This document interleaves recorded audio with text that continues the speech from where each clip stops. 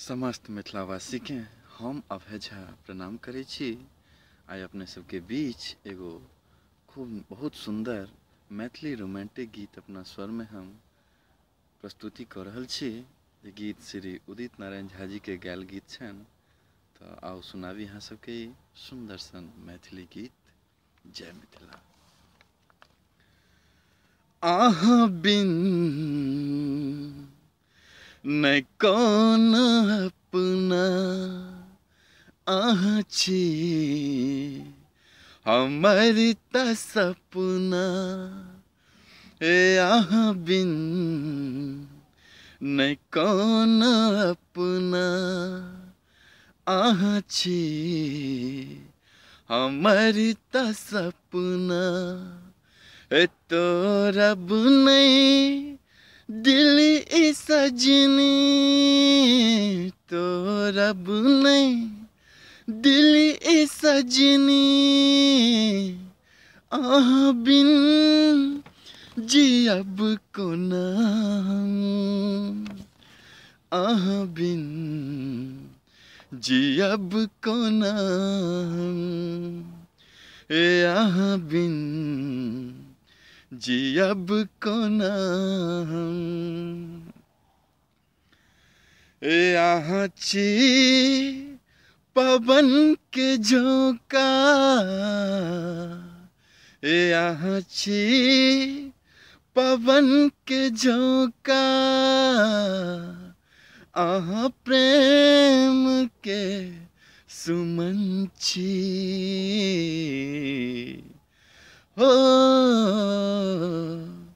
अहाँ छी पवन के झोंका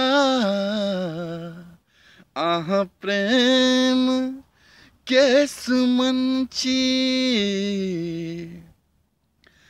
अहाँ के बसा कमन में अहीं में मगन रहै छी। अहीं में मगन रहै छी। खोजैया अहीं के नैना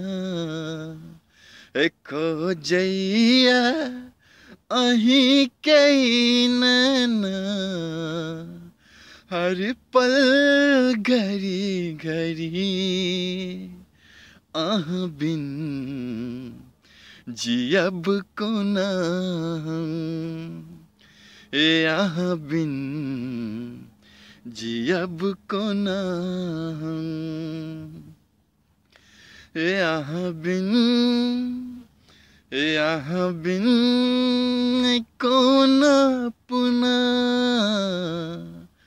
अहाँ छी हमर त सपना। अपने सब सुन रहल छी अभय झा के प्रस्तुति। अहाँ सा बिछड़ का सजनी अहाँ सा बिछड़ का सजनी। एक पल नहीं जी सकै छी एक पल नहीं जी सकै छी। हम छी अहीं के प्रेमी किया फेर जुल्म करै छी।